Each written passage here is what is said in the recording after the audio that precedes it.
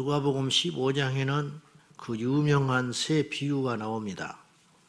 새 비유를 주님이 말씀하시게 된 배경이 있습니다. 주님은 절대로 의미 없이 말을 하신 적이 없고 의미 없이 행동하신 적이 없어요. 누구를 만날 때는 이유가 있습니다. 어떤 말씀을 하실 때에는 깊은 진리가 있습니다. 단지 제자들이 못 깨닫는 것뿐이에요. 말씀이 마찬가지입니다. 우리가 말씀을 읽으면 우리에게 맞지 않는 말씀일 수도 있어요. 죽게 생겼는데 기도하라고 그러죠. 그거 이유가 있습니다.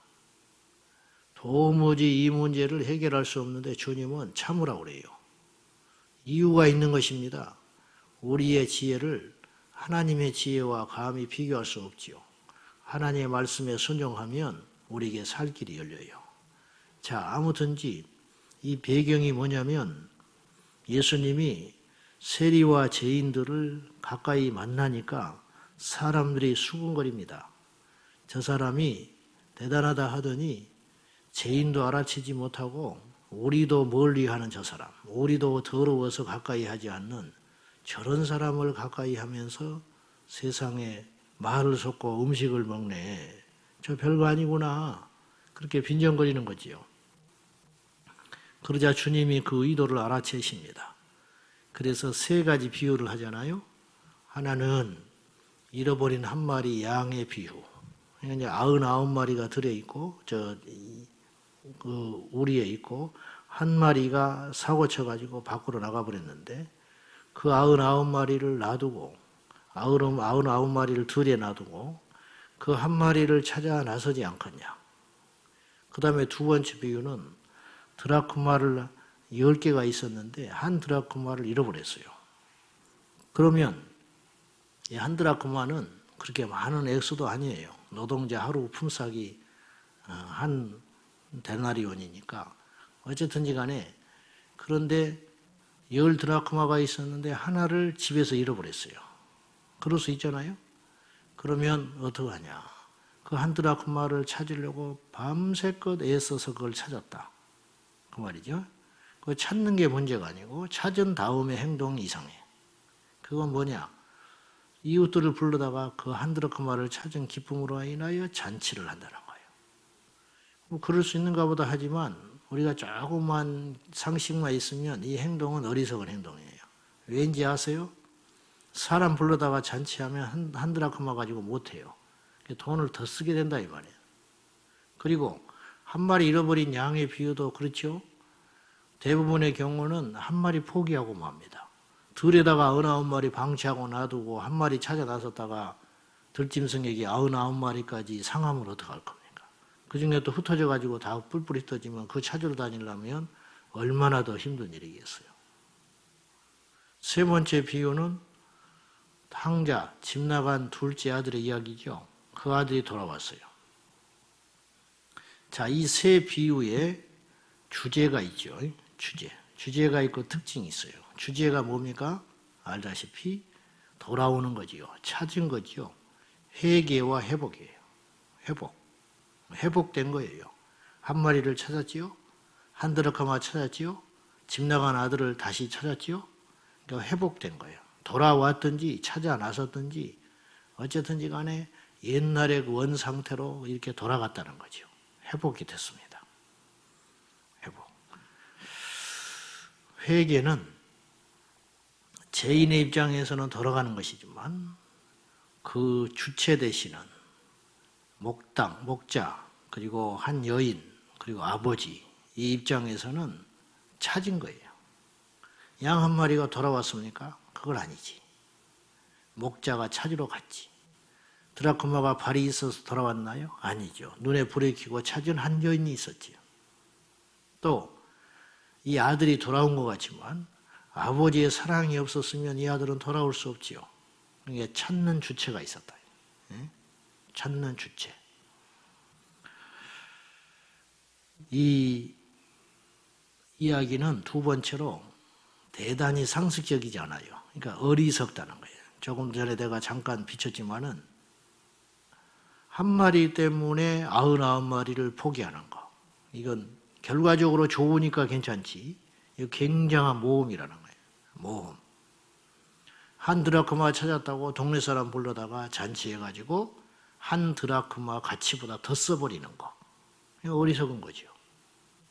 그리고 사고뭉치 재산 낭비하고 무엇보다 아버지 얼굴에 먹칠을 하고 밖에 나가서 창녀들과 놀아난 그 둘째 아들이 돌아왔을 때 몰래 숨겨주든지 동네 소문날까 봐 자숙을 시키든지 그래도 당연한 일인데 그래도 감사덕진데 큰아들은 집에서 한 번도 사고도 안 치고 성실하게 묵묵하게 아버지 곁에서 열심히 일한 그 아들을 위해서는 염소 새끼 한 마리도 잡아서 잔치해 준 적이 없는데 밖에서 사고 치고 돌아온 그 아들을 위해서 뭐를 잘했다고 이렇게 큰 잔치를 동네 사람들을 초대해서 하는가.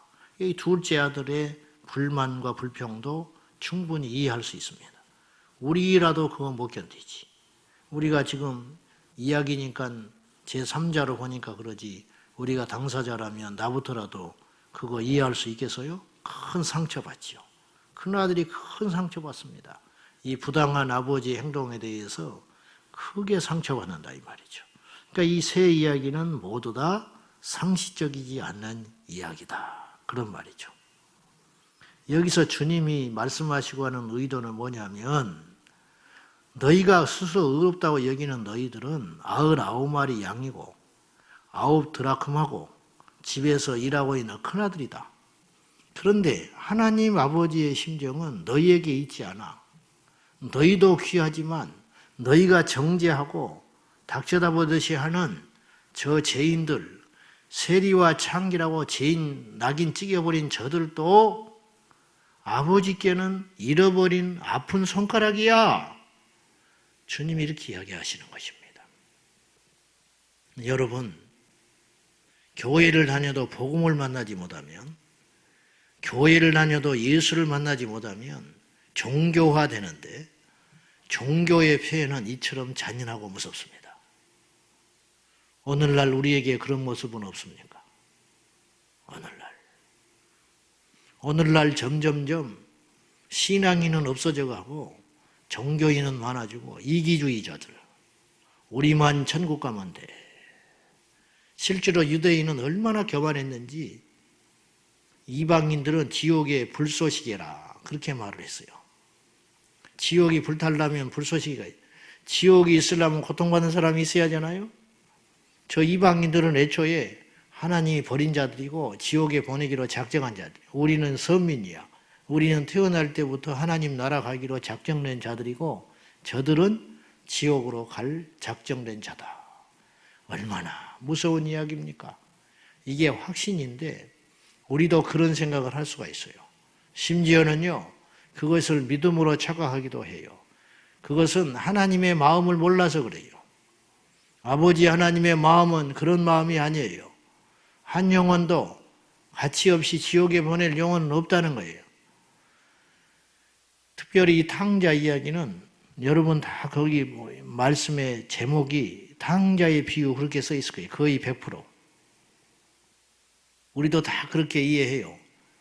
그거 가지고 시비 걸 생각은 맞지만은 조금만 더 관점을 달리해 보면 이거는 기다리는 아버지의 사랑이에요. 기다리는 아버지의 사랑. 탕자에다가 초점을 맞춰버리니까 그 이상의 것이 안 보이는 것인데 사실은 이 주제는 아버지의 사랑입니다. 그 애타하는 아버지. 작은 아들을 받아줌으로 감수해야 할 그 짐덩어리 수치들. 동네 사람들이 와서 잔치 베푸니까 와서 공짜니까 먹고 마시고 즐기긴 했지만 돌아서서 욕 안 하겠습니까? 아니 뭘 잘했다고 잔치해 준대. 큰아들만 불쌍하게 돼버렸구만. 남말하기 좋아하거든요. 그리고 이 큰아들의 이 불만과 큰아들의 원망, 이걸 아버지가 막아서서 어떻게든지 화해시켜 주려고 그 원망을 듣고 있잖아요. 이 말씀을 보면 요나서가 생각이 나요.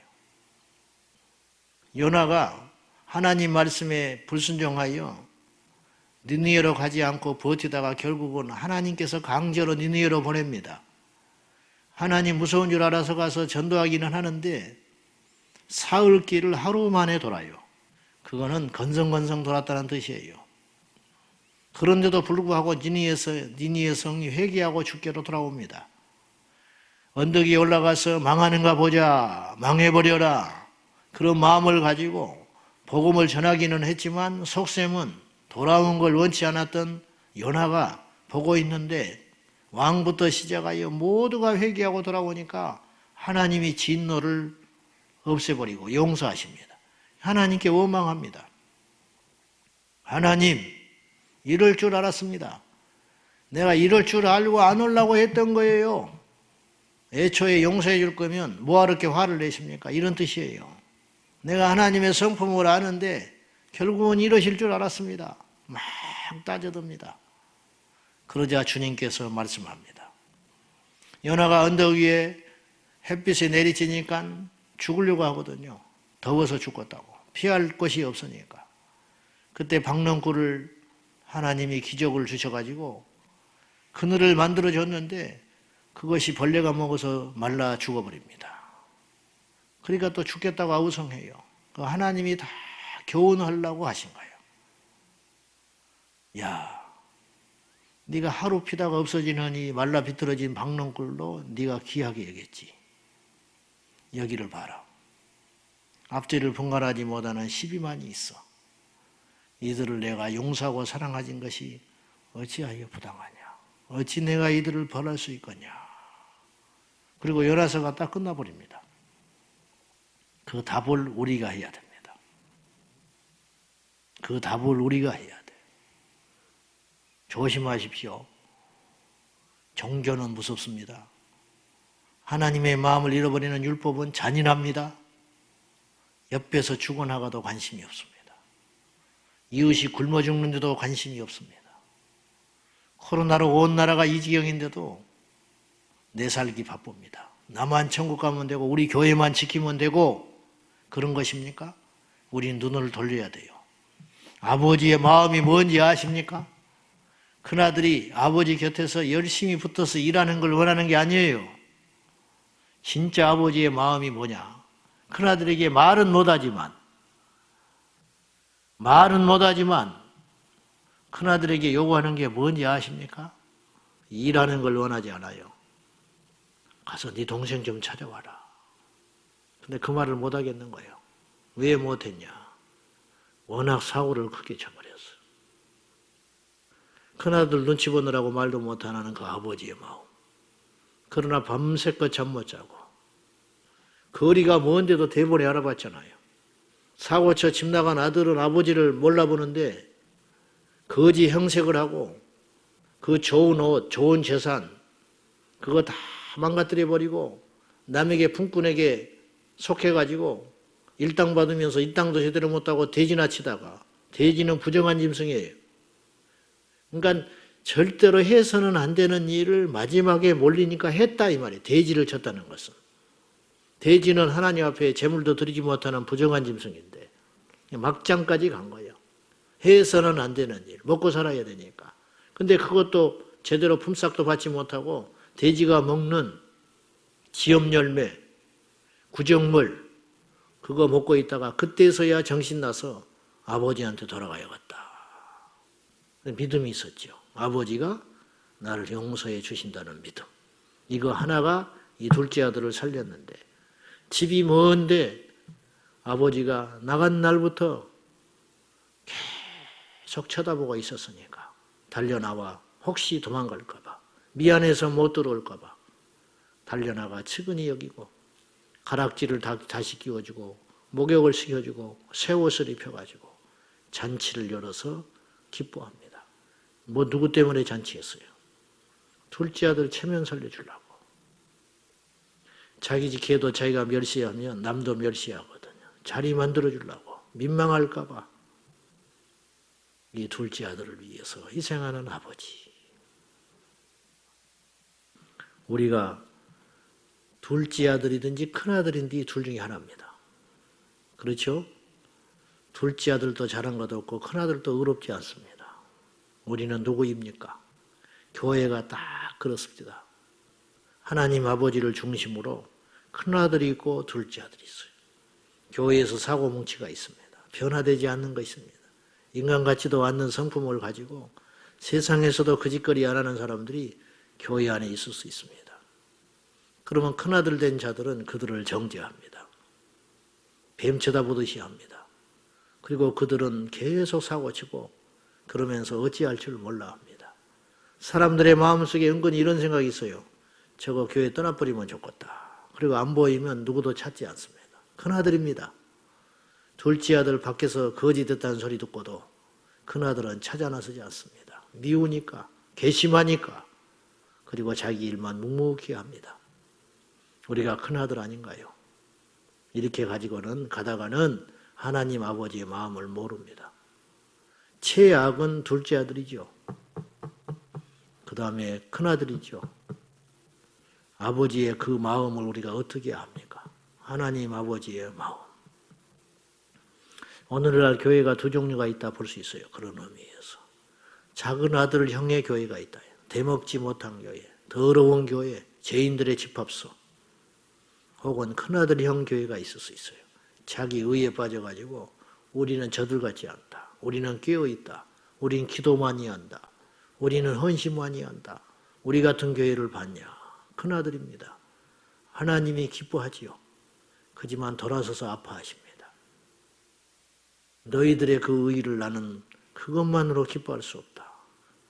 큰아들에게 트집은 못 잡지요. 아버지가. 그렇잖아요? 큰아들이 뭐 술 한잔을 합니까? 사고를 칩니까? 엉뚱한 짓 합니까? 트집은 못 잡아. 그러나 하나님 아버지를 웃게 하지는 못해요. 하나님 아버지의 마음을 아는 교회는 과연 어떤 교회인가? 세상을 향하여 우는 교회, 죄인들을 품는 교회, 정죄하지 않는 교회. 우리 교회도 그렇게 흘러가는지 모르겠습니다.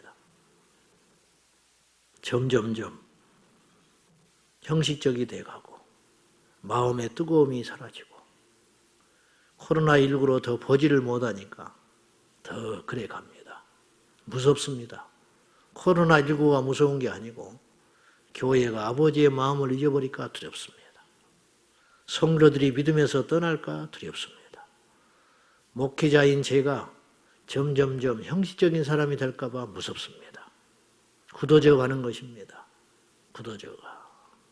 성도를 만나지 않는 분이 목사입니까? 성도들이 어려워서 만나지 못하는 목사가 목사입니까? 성도들이 우리 목사는 바쁘니까 전화 못해. 그것이 목사입니까? 집 나간 아들이 사고를 치고도 기다리는 아버지가 있다는 것을 믿고 있었듯이 우리 교회는 나를 버리지 않아. 우리 교회는 언제든지 내가 가면 문 열어져 있어. 우리 교회는 내가 가면 나를 따뜻하게 맞이해 주는 주의 종들이 있어. 우리 교회에 가면 내 어려움과 내 부족함과 내 죄로 인하여서도 나를 이해해 줄 수 있는 우리 식구들이 있어. 그것을 줘야 교회죠. 우리 의롭고 열심히 살고 똑똑하고 바르고 말씀을 잘 지키고 열심히 공부하고 교회 봉사 열심히 하고 반듯하게 살아가는 것도 중요하지만 그보다 더 중요한 것은 아버지의 시야에 우리 시야가 있고 아버지가 아파하는 것이 우리가 아파함이 되고 아버지의 원하는 것이 우리 원하는 것이 되는 것. 이 정도까지 가야 되겠습니다. 우리가 이 아침에 잃어버린 한 마리의 양을 정죄하는 99마리가 되지 말고 집 나간 둘째 아들을 정죄하고 풀지 못하는 큰아들이 되지 말고 혹시 내가 예수를 오래 믿음으로 인하여 점점점 잔인해져 가고 있지 않는가? 점점점 눈에서 눈물이 말라져 가고 있지는 않는가? 점점점 감각이 없어져 가고 있지는 않는가? 이 말씀을 통하여 다시 한번 우리의 심령에 아버지의 마음이 임하고 눈물이 임하고 영혼에 대한 갈망이 일어나고 아버지의 심정을 아는 아침 되시기를 주님의 이름으로 축복합니다. 기도하십시다. 하나님, 저희가 따지고 보니까 큰아들입니다. 둘째 아들입니다. 모두 다 아버지의 마음을 만족시키지 못합니다. 그런데 우리 안에 눈물이 있고 우리 안에 정죄와 손가락질보다는 품는 사랑이 일어나고 우리 안에 화해하는 마음이 일어나게 하사 교회가 왜 세워졌는지, 우리가 왜 예배를 하고 있는지, 우리가 왜 이 아침에 하나님께 엎드리는지 깨닫게 하시고 이 시간에 하나님 아버지의 마음을 주소서, 하나님 아버지의 마음을 알게 하여 주시옵소서. 내 평생에 정죄하지 않으리라. 내 평생에 원수지지 아니하리라. 내 평생에 눈물이 마르지 않게 하소서. 다 같이 기도하겠습니다. 살아계신 하나님 아버지, 이 아침에도 아버지의 마음을 알기를 원합니다. 집 나간 둘째 아들을 한시도 잊지 아니하고 기다리는 아버지, 오늘도 그 아들이 돌아오기를 기다리는 아버지, 한 마리의 잃어버린 양을 위하여 99마리를 들에 두고 위험에 노출시키기까지 그렇게 어리석게 발품을 팔고 낭떠러지에 떨어져 죽어가는 잃어버린 한 마리의 양을 찾기에 갈급한 목자의 심정이 아버지 하나님의 마음입니다. 우리가 그 마음을 만분의 일이라도 안다면 우리가 이렇게 살아갈 수 없을 것입니다.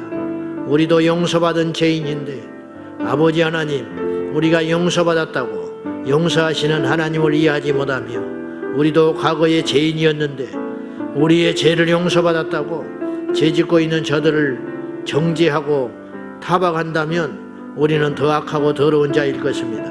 하나님 앞에 의로운 인생이 하나도 없습니다. 주님의 기준에 만족할 인생이 누가 있습니까? 하나님께서 우리의 죄를 없다 하시고 우리의 잘못을 눈감아 주셔서 오늘 여기까지 저희가 왔습니다.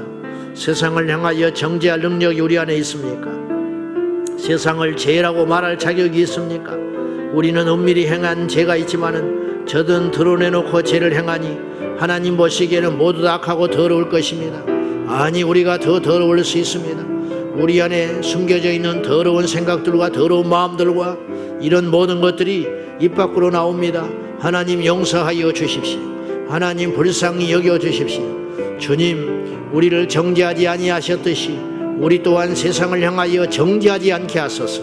아버지 하나님, 기다리시는 아버지의 마음을 이 아침에도 만분의 일이라도 헤아리게 하여 주시옵소서. 하나님 아버지, 우리 안에 자꾸만 못된 마음이 들어옵니다. 기도를 조금 해놓고는 기도하지 않는 자들을 정죄합니다. 말씀을 조금 알고 보고는 말씀을 알지 못하는 자들을 향하여 정죄하고 있습니다. 주님의 이 일을 손톱만큼 해놓고 게으른 자들을 향하여 정죄합니다. 아버지 하나님, 우리도 다 죄인입니다. 과거에는 더 큰 죄인이었습니다. 용서받은 1만 달란트 빚진 저희들이 한 데나리온 빚진 저들을 향하여 정죄하고 있는 형국입니다. 아버지 하나님, 용서하여 주십시오. 진정으로 위험한 자들은 우리인 것을 알게 하여 주십시오.